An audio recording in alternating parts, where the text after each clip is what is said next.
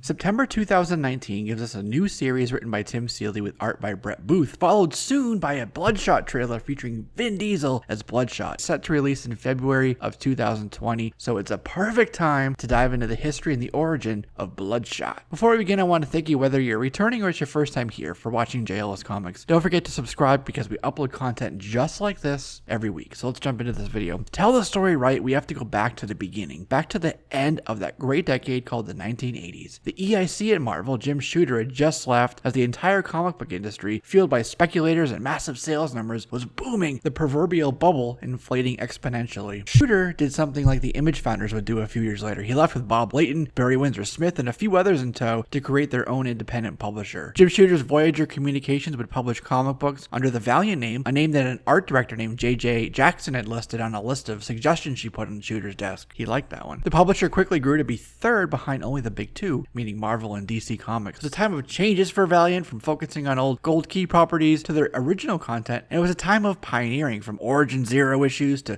gimmick covers, Bloodshot #1 being the very first chromium cover ever. Somewhere right in there, 1993 in fact, Kevin Van Hook, Dom Perlin, and Bob Wycheck, Bob Layton, and Barry Windsor Smith got together to publish that Bloodshot #1. Bloodshot's first appearance is when he burst through a door and stuck a handgun in Eternal Warrior's face in the back of Eternal Warrior #4. So who the hell is Bloodshot anyway? Well, there's been many. The first version, at least by publishing chronology, is from this 90s launch, and was once an enforcer for the Mafia named Angelo Marta Lee. The etymology of Marta Lee comes from the Latin mortalis, meaning death or to die. It's quite apropos if you ask me. He turned state's evidence and was put in witness protection, but was sold out by some dirty federal agents, and he was given to something called Project Rising Spirit, a subsidiary of Awatsu Industries. The scientists of this project infused him with steroids and replaced his blood with nanites, which protected the Mafia, but also gave him superpowers. The nanites gave him a healing factor, super strength, speed, and agility. The programming on the nanites contained hundreds of fighting styles and battle strategies, from sticks and swords to high-tech weaponry. He also has telekinesis, that is, he can control electric things like computers or that iPhone you have in your hand right now. The nanites also allow his body to morph its appearance temporarily. The big red circle on his chest is the injection site for the nanites. It basically remains as an open wound even to this day. So let's pause here for a moment because Project Rising Spirit is important. They have labs all over the world: Nevada, Southern California, out in the Pacific Ocean, on a random, supposedly abandoned island, for example. They're all over the world. PRS is a secret government contractor free from committee and senatorial oversight, and in the Valiant universe, there's another realm called the Far Away, which hides an ancient artifact called the Boon, and it's an artifact that gives its wielders immortality. They'll live forever. The PRS is part of a larger conspiracy of shadowy secret societies that stretches back centuries and spans the globe. They're all seeking the Boon. It's a mythological glue that binds Freemasons to Illuminati, Knights Templar, and these other hidden groups that are using this ancient, esoteric, sometimes forbidden knowledge they want to access that Far Away, access the Boon, and discover this secret, suppressed knowledge. There were many organizations through the centuries who did delve into this and really trying to play God in the process. One of the latest iterations is PRS. During World War II, there was a secret project called Schwarztod, meaning Black Death in English. It was a project to try to create super soldiers using reanimated Nazis. They wanted to create super parahumans. It was the occultist, paranormal side of the Nazi party, operating under the influence of Himmler and even Hitler himself. The Nazis sought the Spear of Destiny and knowledge held in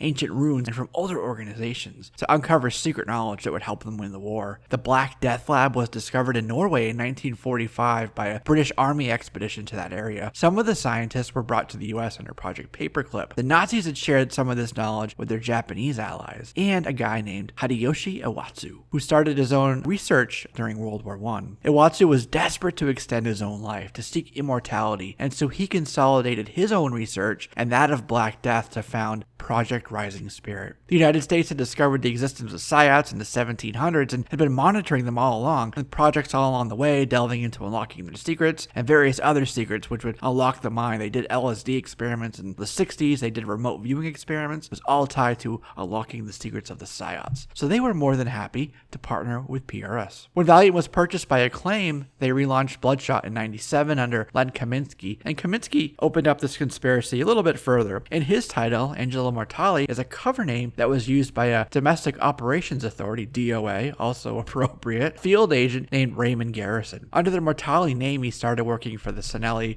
mafia family, and he was killed, and DOA resurrected him under Project Lazarus, again with nanotech. In 2012, Valiant had a massive line-wide relaunch. Bloodshot was one such book, and here we learned that PRS had for decades been attempting to create super soldiers in their labs, making advancements through the decades. Most failed, whether it was from rejection of the serums or they had to be taken out by PRS as they went out of control and crazy. Some would go through the process successfully, but then would experience rapid cellular degeneration and die just a few days later. It wasn't until Ray Garrison had a serum Bloodshot, see what I did there, that PRS had a successful test subject. PRS would send him out for wet work around the globe, but one of Bloodshot's handlers, a scientist named Dr. Emmanuel Kiritic from PRS, escaped and instead joined a group replete with these psychic psionic psyots. With Tony Harada at the helm, the Harbinger Foundation was able to capture Bloodshot while he was out on a mission, was able to show him that his memories are fake implants. They were put there by PRS to make him believe he was created in 1895, for example, with Micro Machina,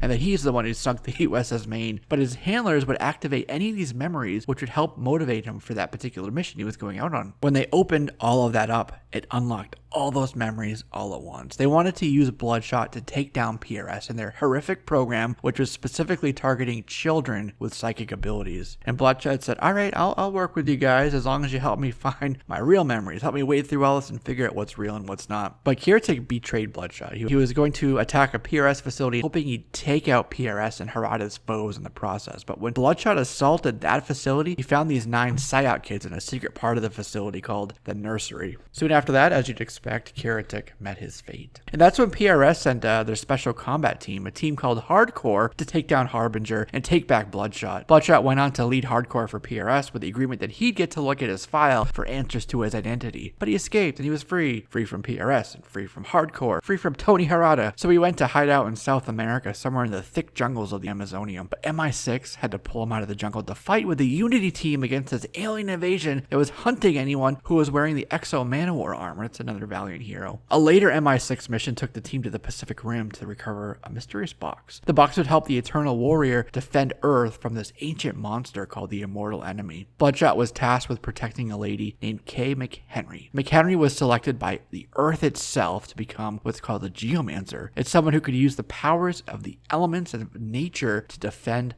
Mother Earth. But the Immortal Enemy overwhelmed Kay and Bloodshot, and with her dying breath, Kay used her Geomance powers to draw the nanites out of Bloodshot and make him human once more. But as human, he still had his memories of when he was Bloodshot. He was haunted by failing to protect Kay and all the memories of his murderous exploits. He descended into this chaotic, alcohol-fueled mental state, complete with hallucinations of Kay and an evil childlike influence on himself that looked like him, called Blood Squirt.